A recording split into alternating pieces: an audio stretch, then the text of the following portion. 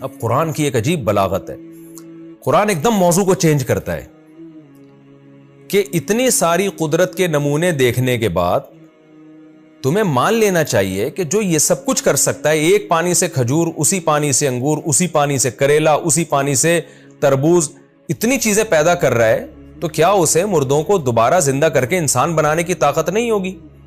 تو اس لیے قرآن کہہ رہا ہے وَإِن تَعْجَبْ، اے مخاطب اگر تجھے تعجب ہوتا ہے نا کافر کی اس بات پر کہ ہم جب مٹی ہو جائیں گے تو دوبارہ کیسے زندہ ہوں گے، تو واقعی تعجب ہونا چاہیے، یہ واقعی قابل عجیب بات ہے۔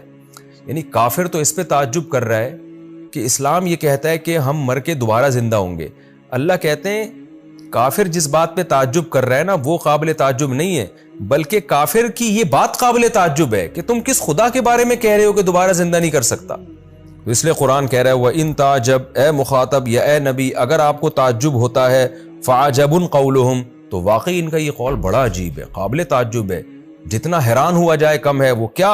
اِذَا كُنَّا تُرَابًا، کہ جب ہم مٹی ہو جائیں گے، اِنَّا لَفِي خَلْقٍ جَدِيدٍ، تو کیا ہم دوبارہ ایک نئی تخلیق میں ہوں گے؟ تو ان کی بات پر واقعی جتنا سر دھنا جائے کم ہے، کیسی احمقانہ باتیں کر رہے ہیں۔ اللہ فرماتے ہیں اولئک الذین کفروا بربہم، یہ ہیں وہ لوگ جنہوں نے اپنے رب کا انکار کیا۔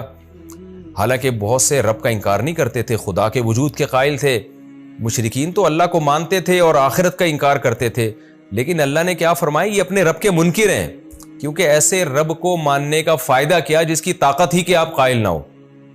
آپ کہو خدا تو ہے لیکن مر کے دوبارہ نہیں ہمیں زندہ نہیں کر سکتا، تو یہ تو انکار ہی ہو گیا نا ایک طرح۔ آپ کہتے ہیں یہ ملک کا حاکم ہے لیکن کچھ کر نہیں سکتا، تو کیا مطلب آپ نے اس کو حاکم ماننے سے انکار کر دیا؟ پھر اللہ فرماتے ہیں یہ ہیں وہ لوگ جنہوں نے اپنے رب کا انکار کیا، وَأُولَئِكَ الْأَغْلَالُ فِي أَعْنَاقِهِمْ، یہی ہیں وہ لوگ جن کی گردنوں میں قیامت کے دن طوق ہوگا، زنجیریں ہوں گی، وَأُولَئِكَ أَصْحَابُ النَّارِ، اور یہی ہیں وہ لوگ جو آگ والے ہوں گے، هُمْ فِيهَا خَالِدُونَ، یہی ہیں وہ لوگ جو اس آگ میں ہمیشہ ہمیشہ جلیں گے۔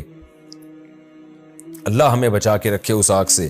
وَيَسْتَعْجِلُونَكَ بِالسَّيِّئَةِ قَبْلَ الْحَسَنَةِ، وہی ہٹ دھرمی کی بات، ایسے دلائل قرآن دے رہا ہے تو مشرکین فوراً کہتے تھے عذاب لے آؤ بھائی، ابھی فوراً لے آؤ، یہ جہنم کی وعیدیں کیوں سنا کے رکھی ہوئی ہیں؟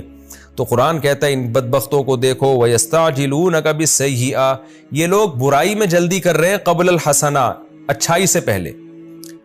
یعنی ہونا تو یہ چاہیے اچھائی میں جلدی کریں، عافیت کی دعا مانگیں، اللہ ہمیں جلدی سے کوئی اچھائی دے دے، لیکن یہ کمبخت کیا کہہ رہے ہیں، ہمیں جلدی سے عذاب دے دے۔ اللہ فرماتے ہیں وَقَدْ خَلَتْ مِن قَبْلِهِمُ الْمَثُولَاتُ، جبکہ ان سے پہلے مثولات بہت سے عذاب گزر چکے ہیں، پچھلی امتوں کے حالات یہ سن بھی چکے ہیں، اپنی آنکھوں سے دیکھ بھی چکے ہیں، تو ایسی صورت میں عذاب میں جلدی مچانا کتنی بڑی ہٹ دھرمی حماقت ہے۔ رہا مسئلہ عذاب کیوں نہیں آتا، وَإِنَّ رَبَّكَ لَذُو مَغْفِرَةٍ لِلنَّاسِ عَلَىٰ ظُلْمِهِمْ، تیرا رب لوگوں کے لیے بڑی مغفرت والا ہے ان کے ظلم کے باوجود۔ یعنی وہ تو چاہتا ہے مغفرت ہو، وہ عذاب نہیں چاہتا، وہ ان کو توبہ کی مہلت دے رہا ہے۔ وَإِنَّ رَبَّكَ لَشَدِيدُ الْعِقَابِ، اور تیرا رب واقعی سخت عذاب والا ہے۔ تو عذاب دیر سے اس لیے آ رہا ہے تاکہ توبہ کی مہلت ملے، اور جب آئے گا تو بہت سخت آئے گا، کیونکہ اللہ تعالیٰ شدید العقاب ہے۔ وَيَقُولُ الَّذِينَ كَفَرُوا لَوْلَا أُنزِلَ عَلَيْهِ آيَةٌ مِّن رَّبِّهِ، اور کافر لوگ یہ کہتے ہیں کہ اس نبی پر کوئی بڑی نشانی نازل کیوں نہیں ہو رہی۔ تو میں نے بار بار بتایا کہ یہاں ان کی مراد ہے فرمائشی نشانی، معجزے تو بہت ظاہر ہوئے لیکن جو معجزہ ہم کہتے ہیں وہ والا فوراً کیوں ظاہر نہیں ہوتا۔ اللہ نے فرمایا انما انت منذر، اے نبی ان کی باتوں سے آپ پریشان نہ ہو، آپ تو صرف ڈرانے والے ہیں۔ وَلِكُلِّ قَوْمٍ ہاد، اور ہر قوم کے لیے ایک ہادی ہوا کرتا ہے، ہر قوم کا ایک رہبر ہوا کرتا ہے، چاہے وہ پیغمبر کی صورت میں ہو یا پیغمبر کے نمائندے علماء کی صورت میں ہو۔ یہ میں نے اس لیے کہا کہ ہر قوم میں پیغمبر نہیں آئے، بعض قوموں میں پیغمبر آئے، بعض قوموں میں ان پیغمبروں کی تعلیمات لے کر لوگ گئے اور انہوں نے ان کی کو حق بات پہنچائی۔ تو ہر قوم میں ایک کوئی نہ کوئی ہادی ہوتا ہے تاکہ اللہ کی حجت اس قوم پر تمام ہو جائے۔